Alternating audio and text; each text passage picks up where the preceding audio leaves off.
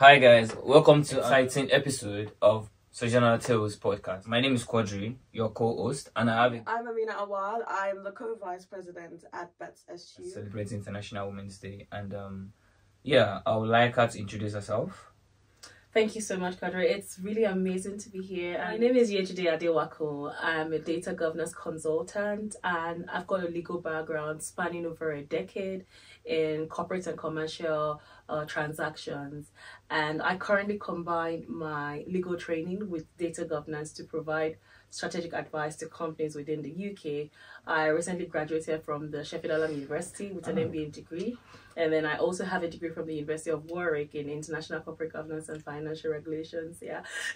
And apart from my professional achievements, I'm really committed to making a difference in my community, which is the reason why I founded Bluemel, a community for women from minority ethnic background, and I also share insights and knowledge on my social media platform. So that's like a summary of who I am. Guys, she's an inspiration to women out there, and she's really doing great. Absolutely. Let's get into the nitty-gritty of this whole podcast. Quick question. Not a question, really. Tell us about Bluemel.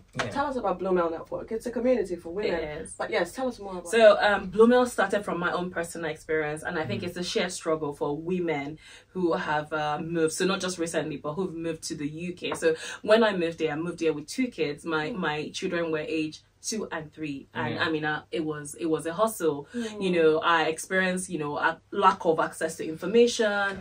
I didn't have a child support because I moved here alone, and I struggled. So I thought to myself, I don't want women facing the same issue that I faced and having that nasty experience. Plus another thing again is when you move into a new country, there's that part about how you feel like you're underutilizing your skills. And those were some of the things that I did. Like I'd had to do some jobs and all of that. So I thought, what, let's just create a community. There's something about numbers and strength. We create that community where we're supporting each other. We are that beacon, of hope. We're sharing resources. We're sharing information that women just like me, would need.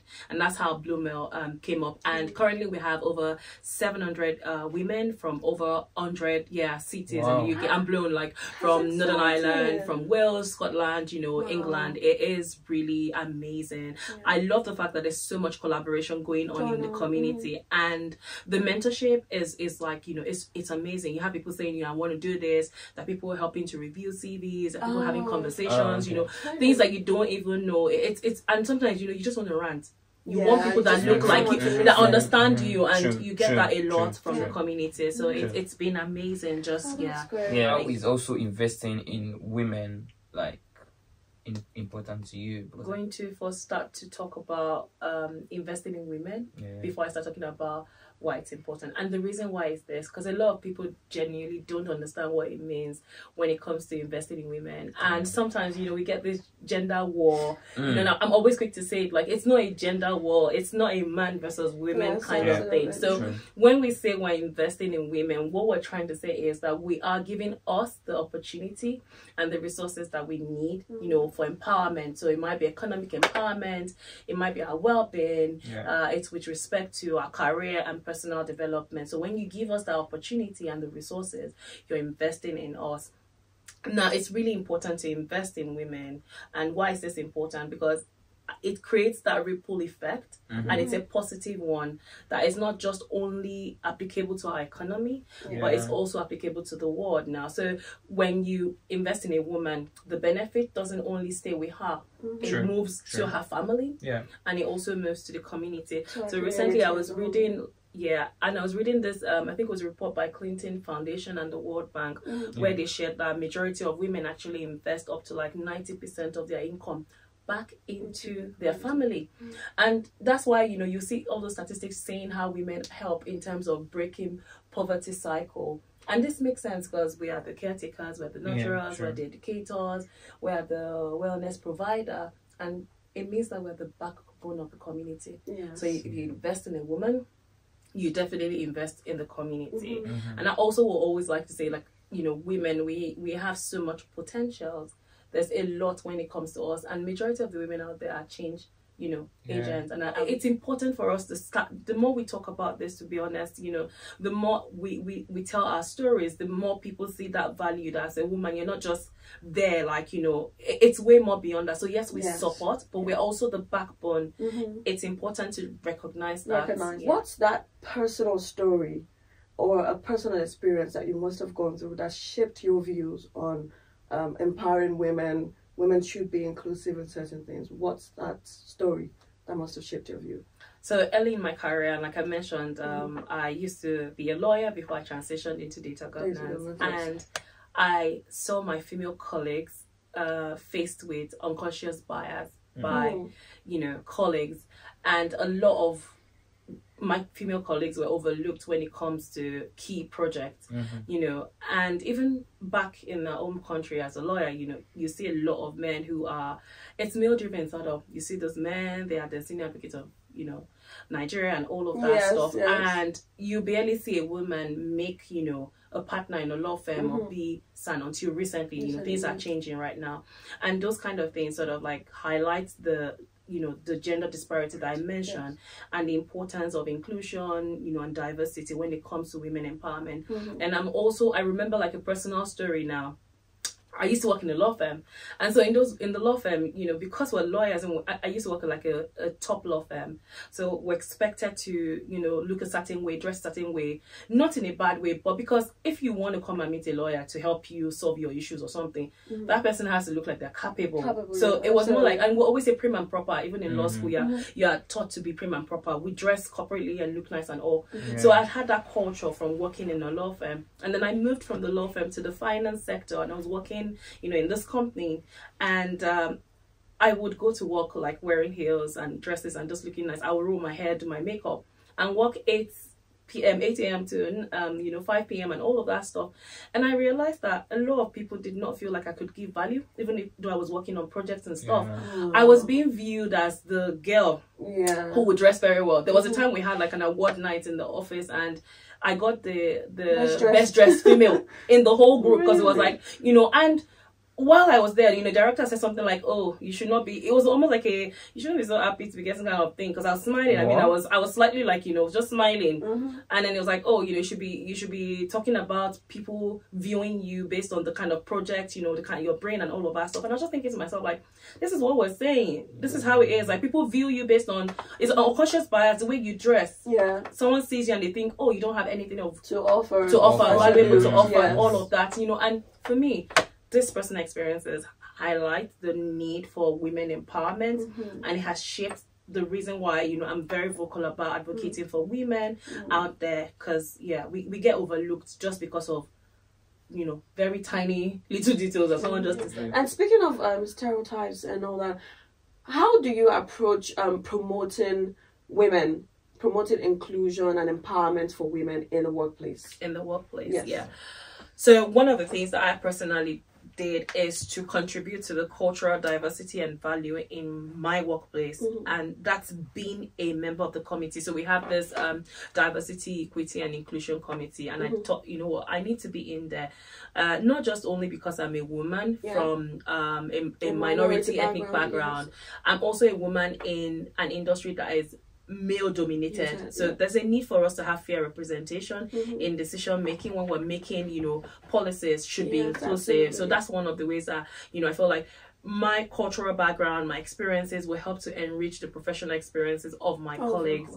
And another thing again is I advocate strongly for mentorship and training in my organization. Like I said, it's male dominated.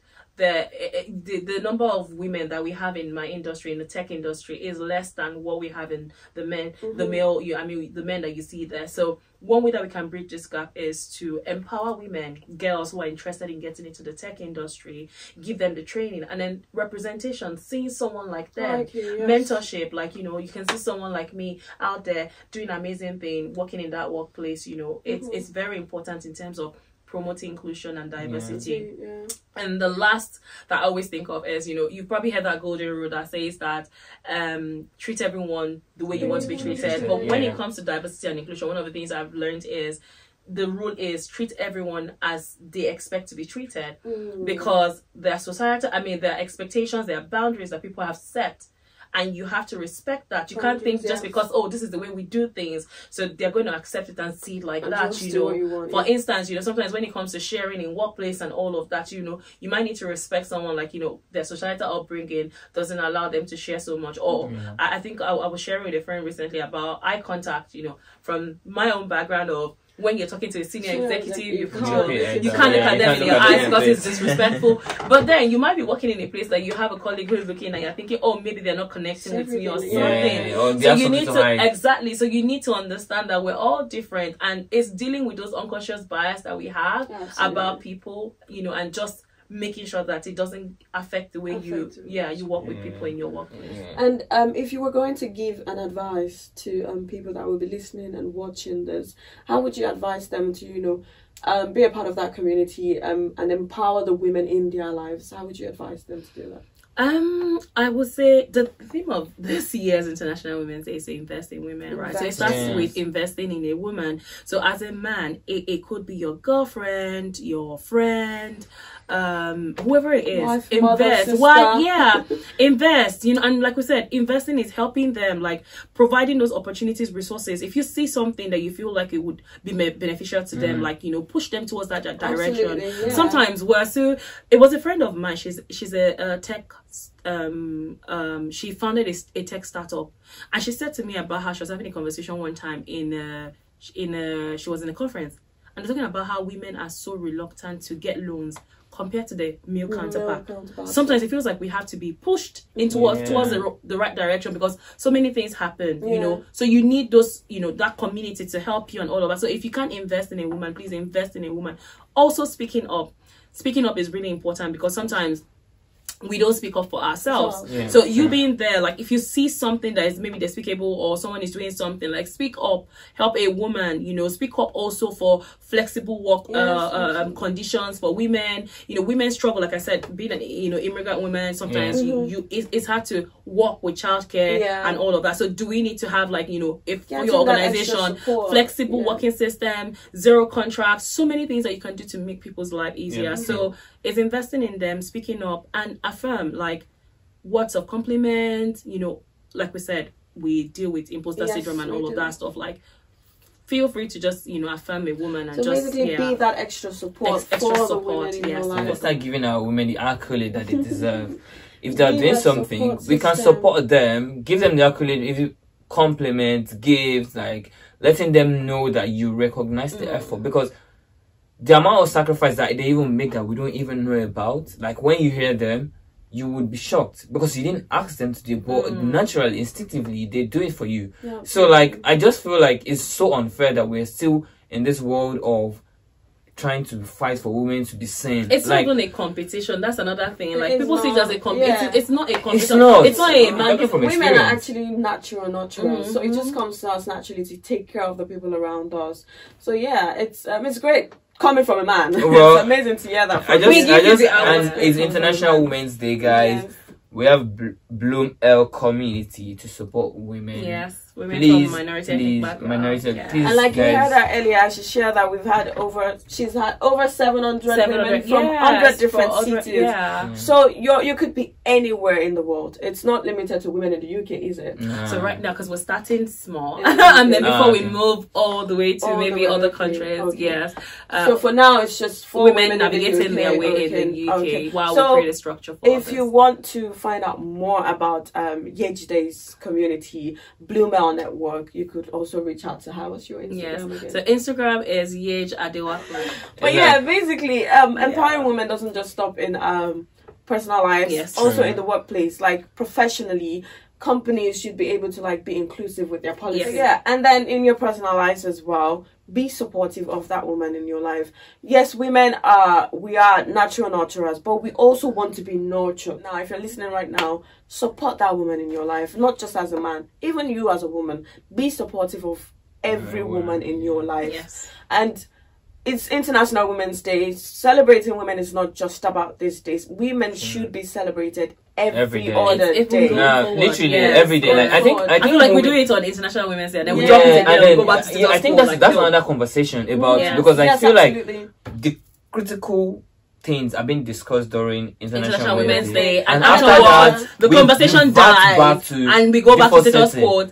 And then we pick it up again in March. March, March 2025. Yeah, that's what we start talking about. it. No, So I think we need to better. like do better as human being ourselves. Absolutely. I think it's just not just male. I think male and female, we need to like work in a very proactive manner regarding supporting women. Thank you so much, Yejide, for joining us today. Like she mentioned, if you would want to find out more about our community, Bloom L, do reach out to Yejide. She would respond to you, get to know more about her, and get to meet other women in your community. You can also check our website. So we have a website, www.bloomel.org. So it's www.bloomel.org. Yes, so you can sign up to register, and we'll verify you, and you'll be added to the community. All right, you've heard that. If you actually a male listener or a male viewer, please share this with your female friends, sister, whoever it is, females in your life, basically. Share with them. This is a community I'm sure every woman would want to be a part of, because I am a part of it. I don't know if she knows that. But I did sign up. The first day she posted it on our Instagram, I went to follow the Instagram page, and then I went to the website again to sign up. So yeah, so being a part of that community. She even had she had the first event where you had women come in. Yeah. You guys went somewhere to eat. Yes, we did. And by the way, let me plug this. We also have a networking event in Manchester coming up on the 23rd of March. So in commemoration of International Women's Day, and we also want to bring women from different minority ethnic backgrounds together to network. And we have speakers. We're going to be unveiling those speakers, but we're going to be talking about leadership and representation. We're going to be talking about finances. People always talk about how they struggle to want to buy their house and everything. Yeah. This is where you need to be to get all the tips and all the skills that you get. So, and make sign friends. up. Make so sure sign up. Yes, and event is on Eventbrite. Yeah, so you can register. March 28th, right? March 23rd. March 23rd. Saturday. Yes, Saturday. 2-3. Yes. Okay, is there a deadline for signing up for that event? No, there's no deadline, but like sign up early so that how you can have a space. Well, so that because it's limited. Limited Exactly. Yes. All right, that's great. Guys, thank you for coming to our podcast. Thank you for having me. Co-host Amina. Thank you, Amina. Thank you me. very much. It's good to have her back, because we had Yejide during the Black History Month it was really panel amazing. event, and she was one of our panelists, and she shared great insights as to how it's been like being a black woman living in the United Kingdom with kids and having to navigate our professional career and our personal life as well. So yes, it's amazing to have her back again. At this point, maybe we'll give you an honorary award. At this point, because she's an amazing person, and it's good to have her here. Thank you so for the kind much words. for coming back to talk to us, for coming back to share your knowledge with our students that will be listening, and all the listeners that will be listening as well. So thank you very much. She's an inspiration to women out there. She's doing well, guys. Trust me. Thank you. If you do follow her, I'm sure you will learn more about her. Thank you. Like when she was reading out all our manifesto. When she was reading out all our professional. In my head, I'm like, with 2 kids, in my head, I'm like, Amina, you need to do a lot. Amina, you're doing really well. Please don't. But then that's another thing we do. Like, and then it's like, that's one of the things I learned. Like having that community tell me that you know what, you are doing well. So never ever in whatever you are doing, even if you feel like it's little, it is big to someone. You are doing amazing well. Amina. Thank you. So women out there, no matter what people might say, you are doing well. Yes, and if you need that community to support you, Bloom L can be that community for you. If you're a student of the University of Bedfordshire and you need that community to support you, that's SU. That's why we're your student union. We're here for you. Come to us if you have any issues at any point in time. We have our advice team there to advise you. Academic issues, social life, whatever it is that you want to know about, come to your student union. That's why we're there. That's why we work for you. Okay, you elected us to be here. We're supposed to be your voice, and that's what we're doing. We're trying to be your voice. So at any point in time, if you need that help, come to your student union and we will be there to support you. Guys, please don't forget to subscribe to our YouTube channel at Sojourner Still Podcast. We are on Instagram at Sojourner Still Pod and on TikTok at Sojourner Still Pod to see the small teas that will be dropping.